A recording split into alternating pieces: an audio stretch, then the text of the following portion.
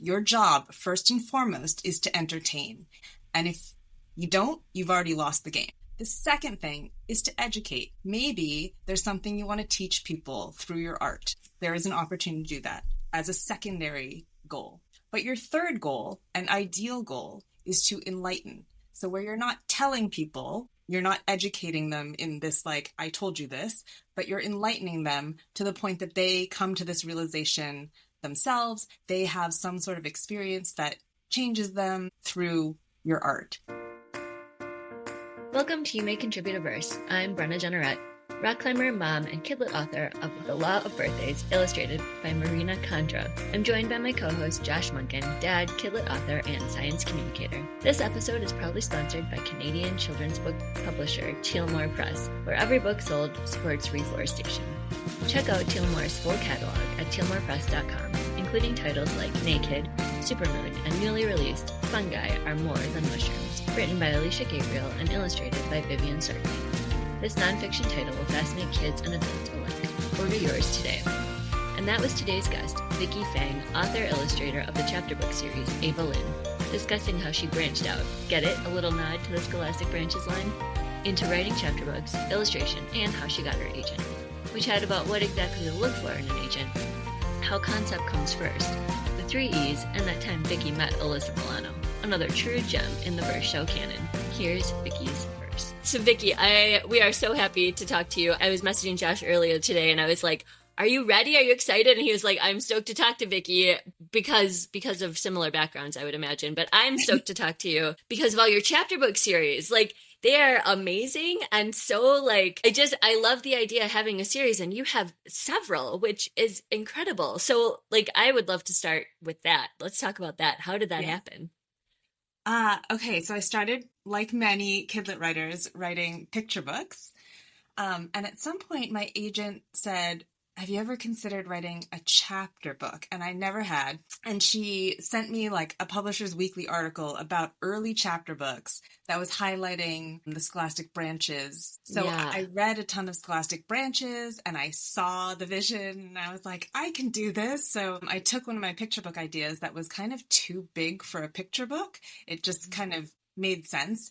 And I turned it into an early chapter book, and that became Layla and the Bots. We submitted exclusively to Scholastic Branches. I guess the mentor text lane ran strong. Yeah, you know how to cater it to that specific audience, I suppose. Yeah. And I think that's what can be a little bit tricky about the space, is because for early readers and chapter books, each publisher sort of has their own flavor, their own format.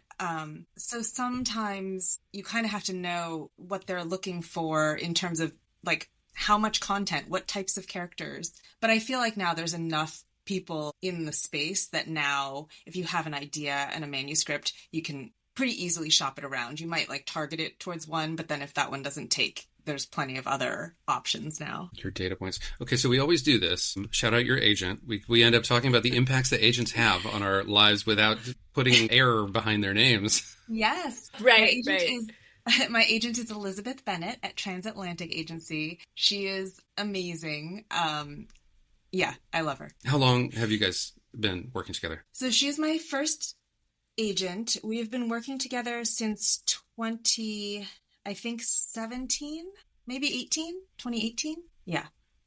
And also, Elizabeth Bennett being, this is my wife's favorite book, a Pride and Prejudice character, right? Yeah.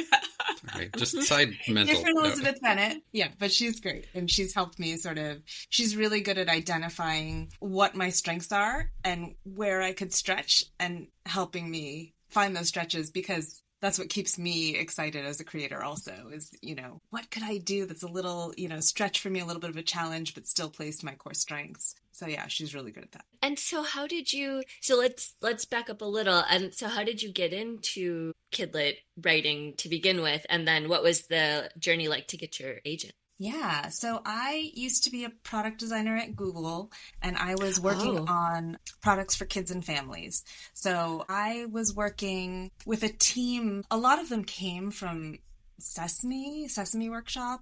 And so a lot of researchers who knew a lot about child development and child products for kids. And so I was working with a lot of them, doing research. We were designing robots for kids. We were designing coding apps for kids. We were designing storytelling apps for kids. And at the same time, I was having kids of my own and reading stories to them. You're designing now. Yeah, having them test all my products. It was great. It was actually really fun for them because I would come home with like a robot and I'd be like, I made this. And they're like, oh, now they don't remember it because they were like so young. But so through the research at Google, you know, we were working on these robots, like how do we make these robots appealing to kids? What are they excited about? And we just found so much that character and story were so important just over and over again. Like for a kid to get attached or engaged or excited, you know, if you can bring character and story in, it makes such a huge difference. So that piece of research coupled with my own experience with my kids reading books, I got really excited about it. Also because at Google, you know, of course, no matter what the problem is, the solution has to involve machine learning. So at some point when I'm like reading a book with my kid, I'm like, look at this, no machine learning, and yet so effective. So it was exciting for me as a designer to have a different space, you know, like I loved working on the tech at Google, but I loved also working on this totally analog experience that was interactive and engaging. And so I got really excited about doing that on the side. So while I was at Google, I started writing books. Of course, as many of us had no idea what I was getting into. I was like, oh, I'm going to write a book. But then I hooked up with SCBWI, 12 by 12, and I started meeting people in the Kidlit community. I went to my first conference where I met my critique partners. And I just fell in love with the community and the process and the craft. It was really exciting for me to be learning something new and challenging myself, like I said. And so I just stuck. And I feel like if it hadn't been for the community, I wouldn't be here anymore. But it's like having that camaraderie and this like, you know, those little nibbles along the way of like, oh my gosh, my critique partner got an agent. And just, you're so excited because it's been like years, and just that support system is amazing. And then actually how I got my agent was one of my critique partners knew that I was writing STEM picture books, and she went to a conference where the keynote speaker said something about how she was, you know, STEM books were hot and her agency was always looking for them. And so she told me that. I went to that agency, which is no longer functioning, but Elizabeth Bennett was one of the agents on there. I did not do my due diligence as I should have, but it happened to be that Elizabeth Bennett was open to submissions. So I sent it to her. And then, yeah, she signed me on. She signed me on with just the one book. You know, they always tell you need 2 or 3. She signed me on just the one book, and it's turned out to be amazing. So I feel like I'm very lucky because I definitely, as a new author, was just so excited to get an offer of representation. I didn't do my due diligence, and now in retrospect I was so lucky. So how do you define doing the due diligence? Yeah, well, so I tried. I started off by, you know, when I got the offer, I thought, well, I'm gonna talk to other agents and make sure that this is the one. And so I sent off some emails to some other agents that I had submitted to saying, I have an offer. If you're interested, let me know. And then I had a conversation with Elizabeth over the phone. And at the time she was fairly to agenting. She had been an editor prior. And so things that I should have perhaps done that I didn't do, I didn't ask to talk to any of her other clients. I also didn't know what I wanted from an agent. I think at that time, the only thing I knew was like, are you an editorial agent or not? And I didn't even know what that meant or if I even wanted that. You know, I probably asked. I don't even remember what she said. You know, like. It's just one of the questions. It's a box to check.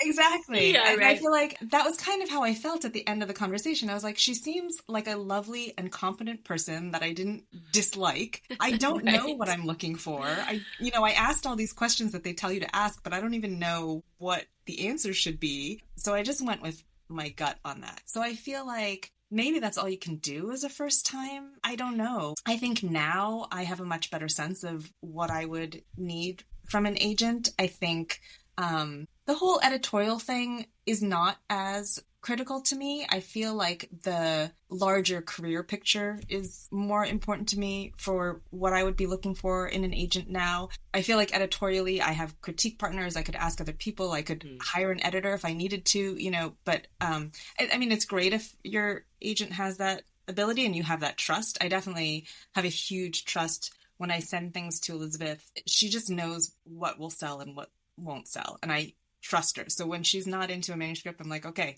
done. So yeah, there are different things that I would ask for now. I think I would make sure that I had that trust, and that we aligned on what we saw for my books, my voice, my career, and then also the larger sort of being able to help me navigate the bigger picture of things. Not, of course, that you will need to ask those questions ever again. Hopefully not. I'm always asking those questions. It's terrible. Yeah, I think the last one I was like, so what should I do now? And she's like, well, you should write another book. And I'm like, oh. Uh-huh. Right. You're like, okay. About what? Like leading her down the path. Well, I like what you said though about, because I feel like, people listening to the show, I feel like often, will perk up about like any sort of insight into getting an agent or how you got the agent or like what to ask, what to look for, because it is so sort of like ubiquitous. Like you don't actually know. And like you're saying, like, okay, so what's the alternative? So she offered rep, and then you're like, okay, what do I do? Like I asked the question I'm supposed to ask about editorial, right? And now what? Like I turn her down just because I don't know what I'm looking for, right? Like nobody's gonna be like, no, I'm good. Like I'm like totally fine, right? Because like it's so hard to get an agent, and that it gets you to the next step and all the stuff. But I love what you said about she knows what will sell. I feel like that's kind of what it comes down to. Like, does your agent know what will sell? On the flip side of that, like, are they getting responses from editors? Because that, right? So the relationships, I guess, are the core of what you're looking for. Like, do they know what's going to sell? And then are they getting like responses, even if they're passes? Are they getting people to respond? Because otherwise, you don't have a lot of like, it's not an active sort of like process if you're putting stuff out and it's just sitting there and you're not getting anything back. It's kind of like, you've hit this wall where like, well, I don't know if it's like good for the market or not, because maybe it's not even getting looked at. So yeah, anyways, totally. I just sort of wanted to like expand on that a little for, people listening, because I know that, as somebody who was previously looking for an agent, that was always at the top of my list. Like, wait, what did you ask? How did you know? Like, tell me. Yeah. And I mean, both of my critique partners had agents where it didn't work out, and then they had to do the agent search again. And that can be really hard. So as much as you can do your due diligence with what information you have, it's definitely advisable. Yeah. 100%. I'm curious about bridging the transition between product design and authorship, and whether you think about designing messages rather than writing, or what sort of like framework do you put on that? Because I mean, my perspective is that tends to be how I, as a communicator and a thinker, structure stories in terms of what I know to be the right format and where the places in the story that are going to be the most impactful, and how to sort of game out a story. Does that make sense? Yeah. I mean, do you leverage that? I do. So I very much feel like my writing process is very similar to my product design process. And I talk about that in my school visits, that writing is like inventing, you're coming up with something and from nothing and creating something. So when I approach my projects, I think that's probably like strongest point is the concept. I'm very clear on like the concept that I'm trying to deliver with a book project. And then comes the craft of how do you deliver that? And that is much harder for me.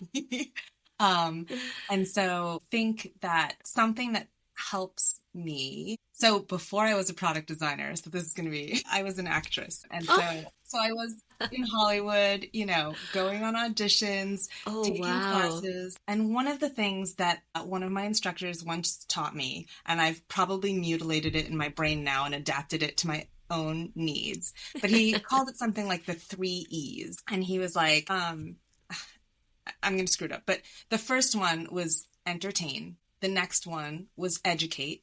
And then the last one was Enlighten. So he said, your job, first and foremost, is to entertain. If nothing else, you have to entertain. And if you don't, you've already lost the game, because your job is to entertain. The second thing is to educate. Maybe there's something you want to teach people through your art, and you can tell them that through your art. There is an opportunity to do that as a secondary goal. But your third goal, an ideal goal, is to enlighten. So where you're not telling people, you're not educating them in this, like, I told you this, but you're enlightening them to the point that they come to this realization themselves. They have some sort of experience that changes them through your art. And so that's always stuck with me, because I feel like you have to do number one. You have to entertain.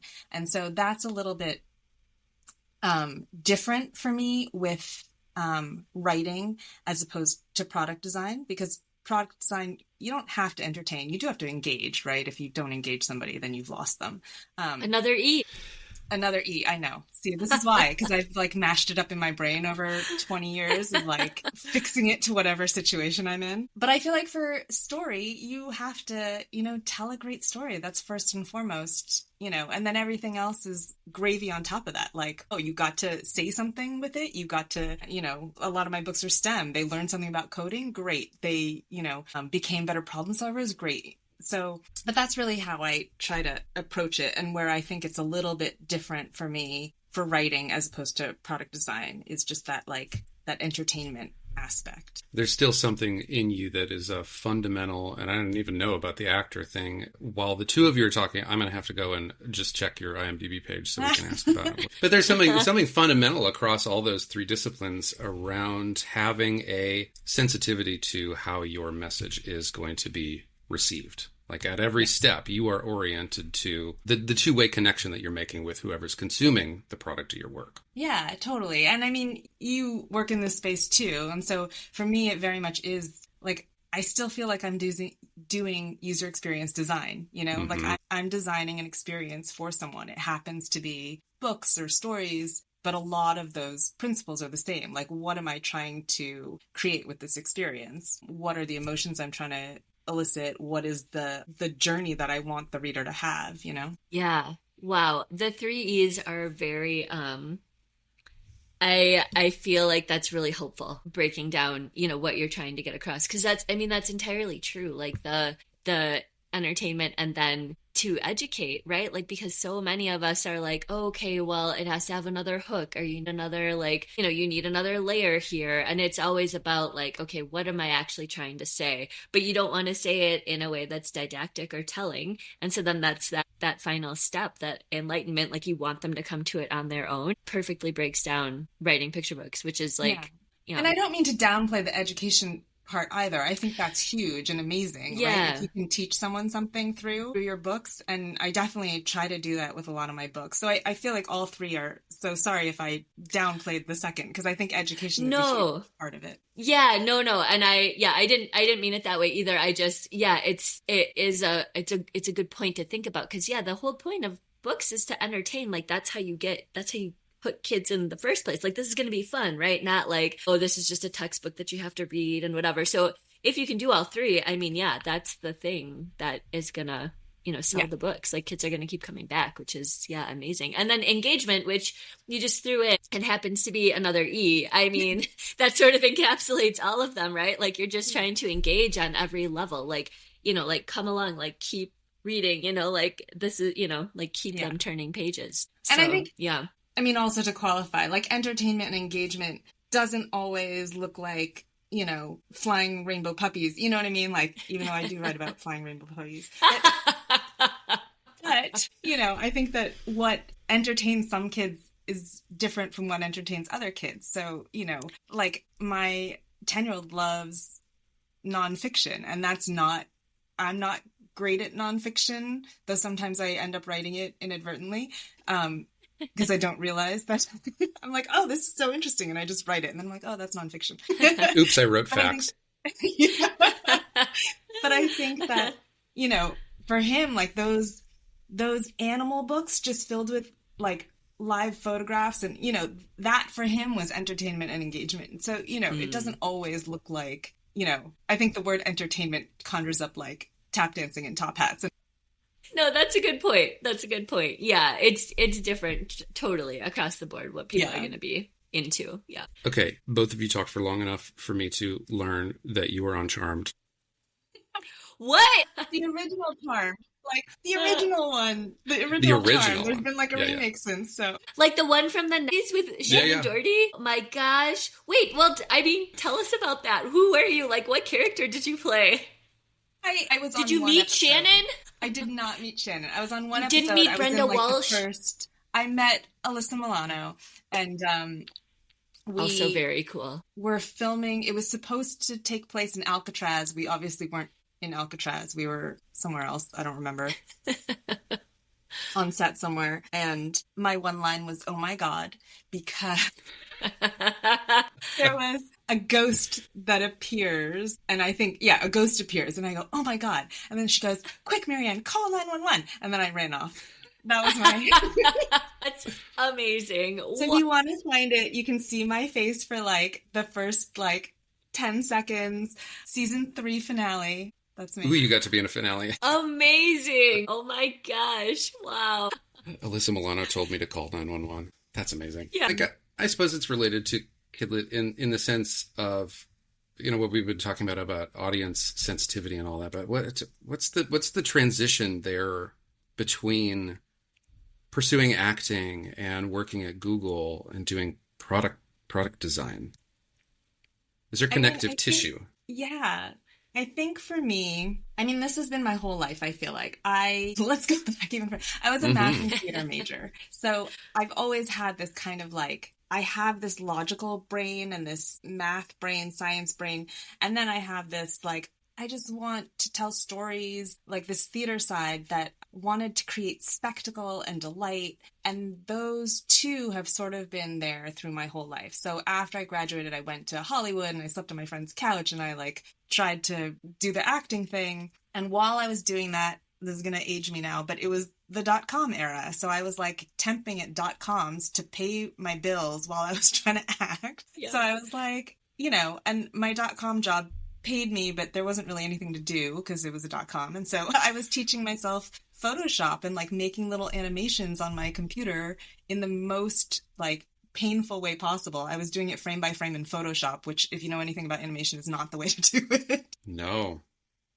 And so, but I was doing that while I was acting and I was creating stories, and it was the age of the CD-ROM and the interactive games. And so I ended up going to grad school to do interactive art. And so then I went to grad school for interactive art. I ended up, doing some art installations. And then I got a job. Because I could code, I got a job at more tech companies. I worked at Viacom. But I always wanted to be on the creative side. I've always wanted to create experiences. And people always kind of well, but you have this tech ability. That's much more stable. It's much easier. You should do that. And I remember there was a point at Viacom and they said, well, you could pick, you could be one of our engineers or you could be a producer. Engineer is way more stable and way more predictable and you'll make way more money. And I was like, no, that's not what I want to do. And so I went the producer route. And then I've just been pursuing, I love tech, but for me, it's all in service of creating an experience. And honestly, I'm not the best technologist because I just want the end result. And so I kind of make a mess of the technology part along the way. So I'm much better at the creative side,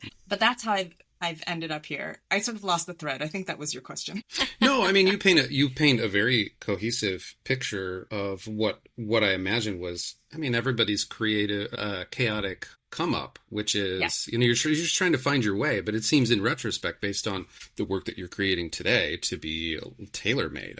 Theater and math, tailor-made for the types of picture books that you are writing. So clearly you found a vision for all your experience. Yeah. And that's something I love about writing too, is because I feel like writing really pulls from every aspect of a person and all of their past experiences, because there's something I can pull out of everything that I feel is meaningful to my writing. And so, I think I was talking to my 10-year-old yesterday, and he was like, but why should I learn this? It's not relevant to what I want to do. And I was like, no, it's all relevant. You never know. Yeah. Put it in the bank. That's so true. Yeah. It's time for this week's book reviews. Josh's review for this week is for The Interpreter, out just this year by Olivia Abtahi, with art from Monica Arnaldo of Mr. S fame. This story follows a simple premise. Main character is overcommitted and learns to make healthy boundaries, but layered onto that innocent narrative is Arnaldo's warm and humorous art, coupled with the deft way this book handles being bilingual. Especially effective is that it very quickly becomes clear through the use of color when the main character is speaking Spanish and when she's speaking English. As the central premise implies, the book is defined by Cecilia's need to code and language switch between communities. This is a charming and funny glimpse at the realities of being a child of immigrant parents, which is super salient here in 2025. John's review for this week is Llamas Go Bananas by Briony, Britten, illustrated by Pauline, Gregory. It's a riotous romp where llamas invade a child's home. Well, kind of, turning everyday life into a hilarious mess. Pauline's quirky illustrations amplify the lyrical chaos in a fanatic way. John gives this 5 wiggly pairs of underpants out of 5. And my review is for It Started With a P, written by friend of the pod, Brittany Pomales, and illustrated by Andrew Joyner. This book is full of problems, playful fun, and is positively hilarious. A true masterclass on escalation by Brittany and a schooling on squeezing absolutely everything you can onto the page without losing a drop of fun from Andrew. Don't miss out. And don't forget to get your own reviews and library requests in. It's the #1 way to help an author's sales. And if you want to support the pod, check out our Linktree at linktree/verseshow.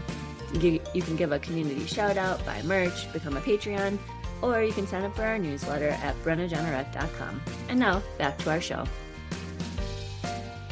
So, can we talk about your newest series, Ava Lin? Because I was just reading it the other day. I have it over here on my desk. And it's so cute and so sweet. And I also love that, because most chapter books, if you're sort of doing research and trying to write one, it's like most of the time they want like a buddy dynamic, right? They want like a 2-character, like one is, this and one is that, and they're mostly opposites. So then that creates all of this like fodder for story. But I love that this is Ava Lin, and she's just, this is a book about her. And then, it is a series. So she, there are tons of ideas, obviously, but I love that it's a standalone character who we're sort of just like exploring her world. And like, yeah, anyways, so can you tell us all about it, like how it came to be, and what was the strategy? Yeah, absolutely. So Lynn she's going into first grade, and she's very excited about first grade, and she's determined to make a best friend, but she doesn't really know how. And so the book is sort of filled with kind of funny, relatable moments of her sort of misstepping or misunderstanding social situations and getting really excited about things and having them blow up in her face and bouncing back from it. And so this book was really inspired by my kids. One of my kids is a total optimist and just has endless enthusiasm. Like things knock him down and he just immediately has like a new idea. I mean, obviously sometimes he gets sad, but just his resilience and his like, oh, well, that happened, but it could be this, like, just always having something shiny and just, finding new things. And so that was sort of an essence that I wanted to capture in Ava Lin. And then also just the relatable mistakes that you make as a kid because you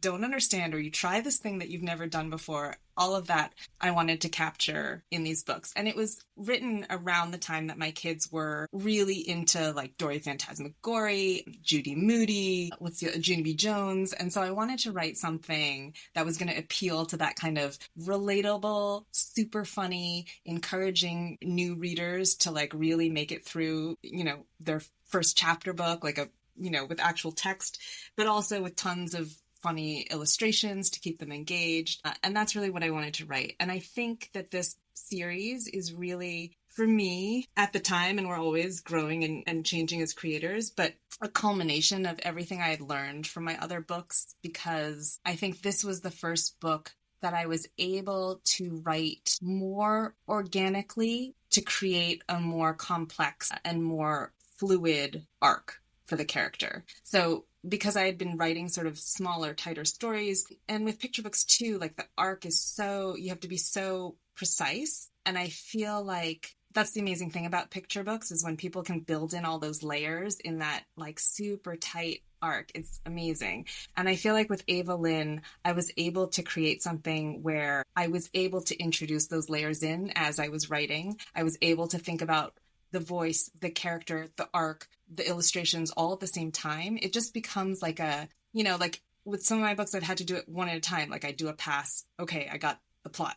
Okay, I got the character. Whereas this one, because I've grown as a creator, I was able to sort of think of those things simultaneously. And that's where I was so excited because I felt like I'm getting better, you know? I'm internalizing my lessons. Yeah. So, I mean, that's an amazing thing when you can feel yourself as a creator getting stronger at your craft and see actually like, I can do this, you know, in a more organic way. So that was really exciting for me with this series. Did you have the same sort of desired home for Ava Lin in terms of focusing on the house, focusing on the series and where it would live, or how did it come to be in terms of, you know, the interactions with the publisher and how it was subbed? Submissions have been interesting for me because I think there's this old school idea of finding an editor and then that editor publishes all of your work for like your lifetime and they are your editor. And then now where it's becoming more scattered of, you know, you have lots of editors. So I have lots of editors and my agent is always trying to like rein me in to have like, you know, a few that I'm tight with. And I think that is starting to happen. So Katie Carella at Scholastic publishes my Layla and the Bots books and Best Buddies. And I love working with her. She is amazing. I think she's a genius. And so when I have an idea that fits her imprints, I will go exclusively to her. But she does specifically early chapter books and early readers. I did send her Ava Lin, but Ava Lin is not quite the type of book that she publishes. So Ava Lin did go out to a few people. So my other editor that I now have an amazing relationship with is Sarah Ketchersid at Candlewick. And so she published my Alphabot book. She published Ava Lin, and then we're working on a new series called One Mad Cat, which is going to launch in 2026. So a lot of my books go either exclusively to Sarah or to like this small cohort of editors that I now work with. Depending on the book, if it's something that I have no editor that's like a good fit for, then we will go broader. And so typically for me, that's like my picture books tend to go broader because Sarah doesn't really do picture books. Katie doesn't really do picture books. My picture books right now, I have one. Well, my first picture book, Invent a Pet, was with what is now Union Square Kids, but it used to be Sterling, right? But so now it's Union Square Kids. Like, I don't even know anyone there anymore. Who am I going to send it to? My next one, Boo Crew, is with Source Books. I love Source Books, but they do a very particular kind of book. And then my next book, which isn't announced yet, will be with another publisher, another editor. So I don't really have a great home for a lot of picture books. So when I do a picture book, those go out to a wide. It feels like something to explore because at least in terms of how you characterize it, you individually, and presumably you and Elizabeth by, you know, the sort of business nature of how you work with an agent, but you in particular have good relationships with these editors. You can, in essence, and I'm putting words in your mouth for you to sort of disassemble if it merits it, but you're sort of designing books to what they publish, to their taste. I don't do that. I tried to do that at some point because at some point my old editor at Scholastic, who's no longer there, but who worked with Katie, Rachel Matson, she was amazing. But she's left publishing, sadly. But she had some ideas for something that she wanted to do, and she asked me to write something, and I couldn't do it. Like, I kept sending her things, and she was like, no, that's not quite right. And, you know, it just kept missing. And I feel this way a little bit about revise and resubmits, too. Like, unless it really, like, came from my gut, I can't do it. So I write what I want to write, and then I figure out who's going to fit or who's going to buy it. Or, yeah, I guess I can throw this back in a different way. The ideas are coming from your heart, but what I'm trying to sort of pull out is, you know how specifically, based on your research, for example, for Layla and the Bots, you know how to make sure that it is going to resonate with them. Yeah. I still don't write to an editor, though. I do think I love studying mentor text, so I love to look at what's saleable, I guess. Yeah, so I think I look more at like what the market is interested in, and those are kinds of the things that I ask Elizabeth too, like what are you hearing from editors? What are they looking for? And I think, yeah, there's this great idea, which I think I got from the 3-Point Perspective podcast, but it's this idea of like, there's a Venn diagram of the things that I'm interested in and good at and passionate about. And then there's the things that the market will buy. And you have to find the part where those intersect. And so I do that. I do consciously try to think about like, well, okay, of all of these things that I want to do, that I would love to do, which ones would actually sell? And I do pursue that. And then every once in a while, my 10-year-old will kick me and be like, why don't you write something for yourself? And then I'll do that.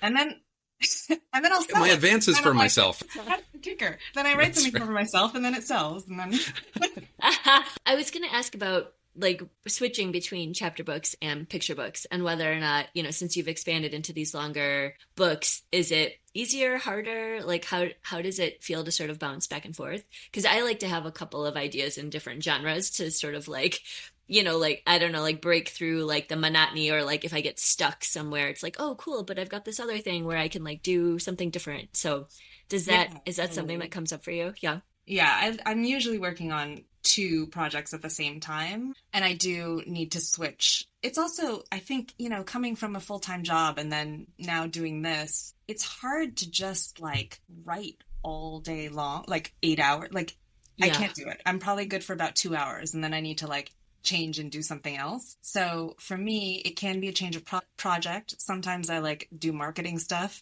Sometimes, now that I'm illustrating, that's like a huge chunk of time. So I can context switch that way. But between like chapter books and picture books, for me, I think that the reason I can't write anything longer than a chapter book is because I don't have enough space time-wise to get into something longer. So my chapter books, like the first draft of Ava Lin, I had it all like squirreled away in my brain, like all of these ideas that were ready to explode. And then I went on a writing retreat and I wrote the whole thing during the retreat. So I kind of have to have enough time to like get the thing out before I start second guessing or confusing myself. Yeah. And picture books are nice because I can hold the whole thing in my brain. Like it reaches the point where you just have every single word memorized and you can just be like noodling on it while you're driving or waiting for the kids. And so I love having a picture book in the background for those little moments, because I can think about it in the cracks and just like be like, no, that word has to change. I can change that word, Whereas a chapter book, I need to like, so I love going on retreats because I love just like having that, time to like put something out there. What I found now though is that I guess this is kind of my second bump of like just a ton of books coming out and a ton of projects going on. So I'm kind of like I don't have the time to create something new right now. So it's been kind of a bummer because I like booked myself retreats because I'm like, I always write something great on retreats. And then the last 2 or 3 retreats, nothing has come out because there was no percolation. Like there was nothing ready to come out because I just had so many other things going on. But since this is my second round in this situation, I know like I just don't have the creative brain space right now, and I have to, once I finish these projects and have a little more breathing space. So trying to take it easy on myself. Yeah. How do you do retreats with kids? That's my big thing. I've never been on a writing retreat. That sounds amazing. Yeah, right? No, she just leaves them. They don't come along. You're doing it wrong. Right? Josh is all like, okay, we're going to go and you guys sit over here and I'm going to write over here. It's not a retreat if you're still being chased. Yes, that's for sure. Right. We have not chatted about the illustrator side of what you do. How does that, I guess part of what we always ask on the podcast is if you're an author illustrator, like how does that come into your brain? You know, like the writing part first, the pictures first, or maybe sometimes it's not always the same. Like how does that work for you? Yeah, so for me, because I don't illustrate all of my things, what usually happens is I have an idea and then I spend time trying to sketch like a concept image for that idea to see if I can even do it, because I don't always know if I can. So I try and create an illustration that kind of encapsulates the idea. And if I'm happy with it, then I'll start writing. And then after I have a draft, I'll illustrate, a section of it for submission. But sometimes I'll do the concept and it won't be what I need it to be. And either I'll adjust my idea or I'll just go author only, ask someone else to illustrate. And then sometimes I'll create the concept, but I'm not really sure. So I'll just use it as a submission tool, kind of. Like I'll send it in with my manuscript and I'll say Illustrator optional. Here's the thing to explore for me, because us people who would not tread on Illustrator ground because it would ruin professional relationships because of the quality of output. Mortals. Yeah. Yes, right. Us mortals. I mean, we think a lot about art notes as guideposts for illustrators. And you've taken it one step further, and in some cases will create what become hopefully inspirational illustrations that are not meant to necessarily become something that you flesh out into an entire book, but to give a vibe. It is a more visual version of an art note or an inspiration note or a stage setting, sort of like stage direction kind of thing. Like Alyssa Milano comes in stage left. You're right. Just for Call example. back. So even when I was author only, I would sometimes add a sketch or even an image that I pulled off the internet, and I would cite the source and say this is concept only, but just like a little something to get the tone of the manuscript across. I think, though, I hesitate to give this advice to other writers because part of my job as a product designer was constantly pitching products and making decks. So I feel like you have to have a certain sensibility for what is going to give that mood without being prescriptive.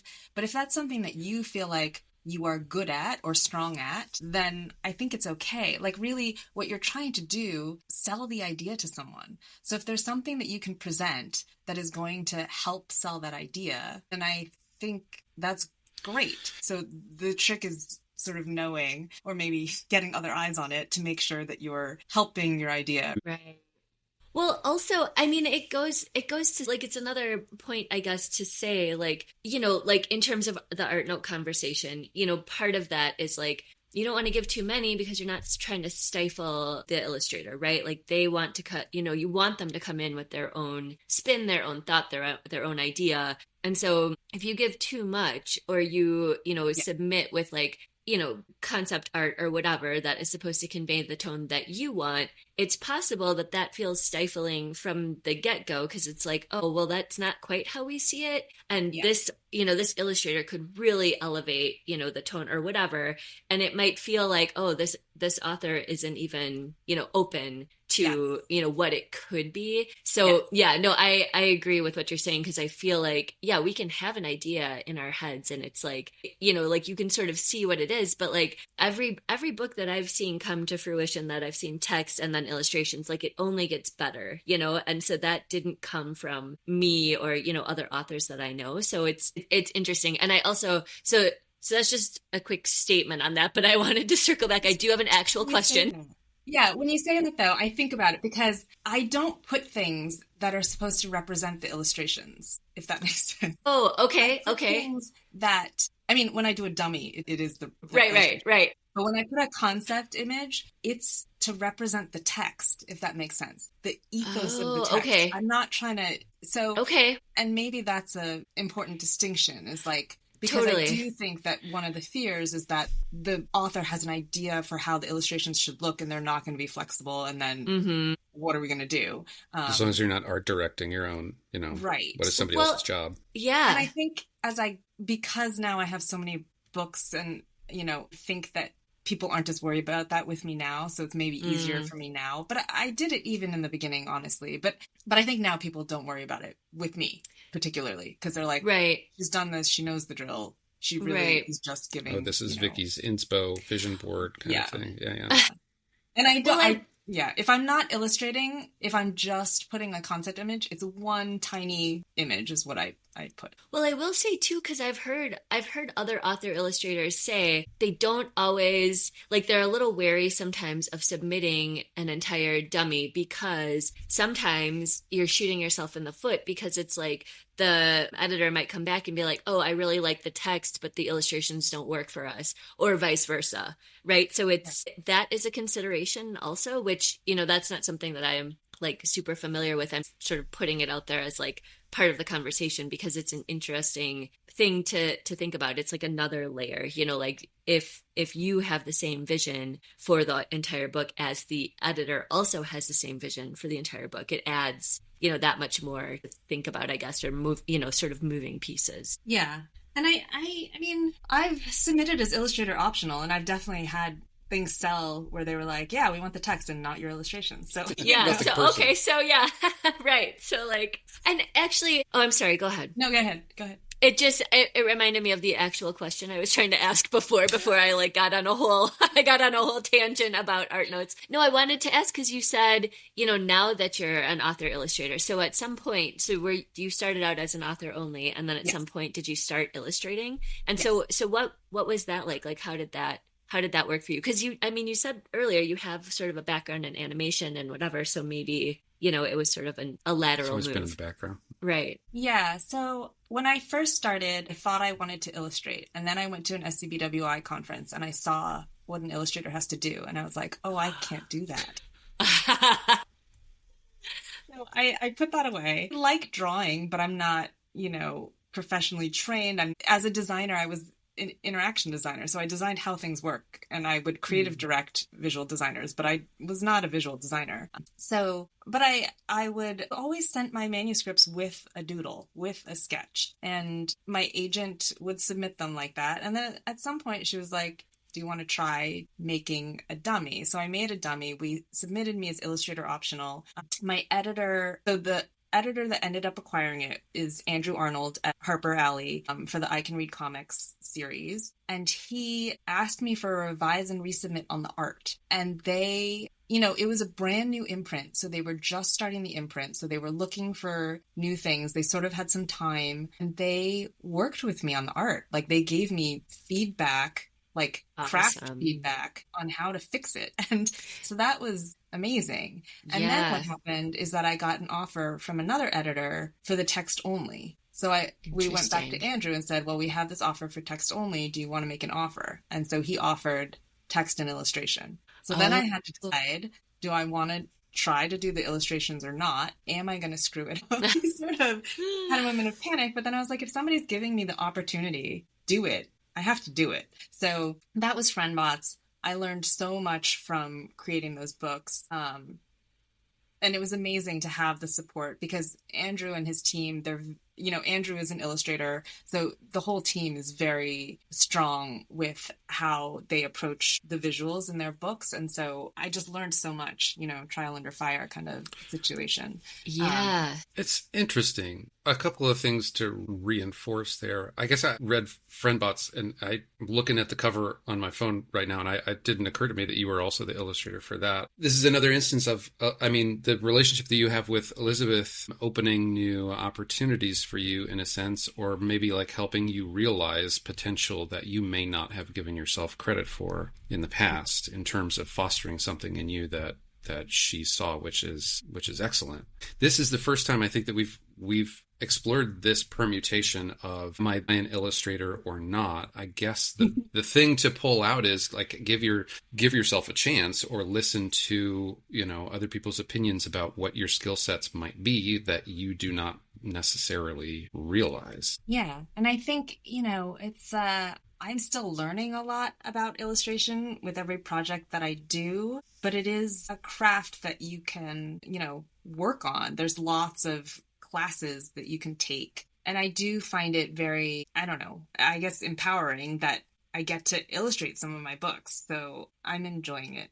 But I also know, like I said, my limitations. Like there are some things that I couldn't do and that I wouldn't want to try. So I know that there are illustrators that would do a better job than me. So you know what your wheelhouse is. And here we are going back again to your .com days where you just, all you did is have time to mess with Photoshop.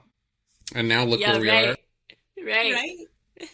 So, okay, so I have a quick question about, because it feels fascinating to me because I don't understand the illustration side at all. I'm just not an illustrator. But Brennan so and I are going to come away like, and we're going to go do some drawings. yes. Right.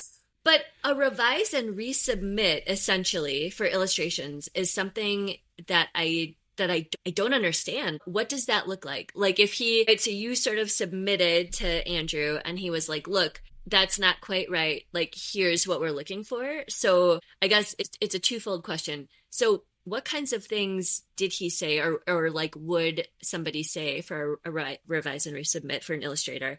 And then second, because we talked about this earlier in the conversation in terms of revise and resubmit for your text. And you were like, if I don't sort of feel that on my own, like that's not a good place for me to be in. So like, do you have that same feeling with illustrations as well? Or is it more of a sort of like a flexible, like collaboration, I guess, for lack of a better term? That's a great question because I hadn't actually thought about it. I think good question. Very good question. Thank you. As I develop more my style as an illustrator, I think maybe I have more opinions now than I did then. Then I was like, I don't know, what should I do? Tell me, it's fine, so yeah. Now I'm starting to have more opinions, but at the time I had made them very sketchy, like a little like doodly. And he wanted something more polished, but I don't think that he used that word. That's very kind.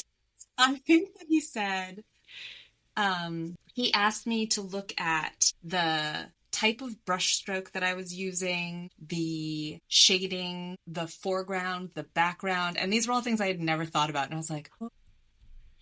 Right. And then with the brush stroke, when I started with that, he started talking to me about like the thickness of the stroke and the start and the tail of the stroke and what those look like. And yeah, just all this stuff that I had never thought about. And then a lot about like overlaps and intersections. So like making the character fit in the environment. So it was really like a huge crash course for me. Yeah. And amazing because they really took the time to teach me and to bother helping me. Yeah. So it was amazing. And they didn't have to. I mean, at the end of the day, really, there are plenty of illustrators who, I mean, have those skill sets. And this really highlights, not to say, step into professional illustrator territory, but like find the right project and also credit editors and art directors and creative directors for what they see, the potential that they see in the things that come across their desk and how, clearly something about something, what you were producing in those early sketches showed obvious potential. Yeah. And I think also, so I did take a lot of classes from SVS Learn. And I take classes from Domestika, like whenever I still do it, whenever I like need to learn something, I'm trying to get better at something. I just go online and I take classes. And I think, it's, so I don't want to offend anybody by saying this, but I think that there's, and I've said this before, so maybe it doesn't even matter if I say it, but I think that when you are telling a story, the most important thing about the illustrations is that you get the story across. And so it's about the emotions and the character and the arc. So sometimes you don't have to be the best technical illustrator to do that, but you have to illustrate to serve the story. If you can't do that, then you can't illustrate it, right?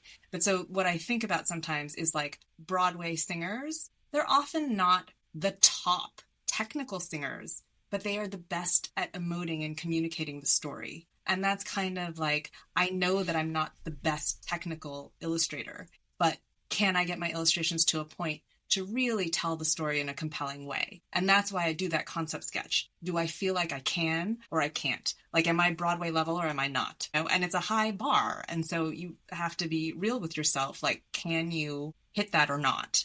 That's a really good point. And bringing Broadway back into it again, too. Yes, exactly.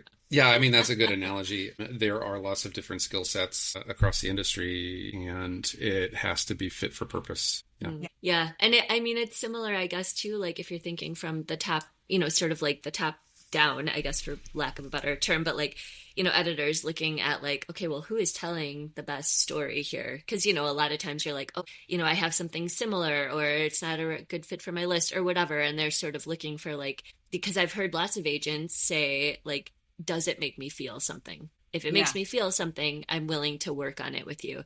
If it doesn't, maybe it's very technically sound, but it's like, this doesn't like connect with me, then it's not, they don't want to put in the time to sort of elevate to that next step. Because you can sort of work on technique and polishing, but I think it really like hitting those emotional notes is a lot harder. So I guess it's similar for illustrations, right? I guess that's exactly. the takeaway. That's a great way of putting it. Yeah. Yeah. Well, it's so I will say, Vicky, it's up and over an hour, which I always say at the wrap up of our episodes, but they fly by so quickly because everybody is so like, gracious with their time. And just, I just want to say thank you so much for coming on. It has been such a delight, like hearing about your process and how you think about, illustrations and the 3 E's and all of that. Like, thank you so much for sharing all of it. You might say we've been charmed to have you. Nailed it. Of all about your history for us to extract and close the episode with. That might be the title, Charmed by Vicky Fang. Oh no. Call 911, Vicky Fang. Well, this was so much fun. Thank you so much for having me on.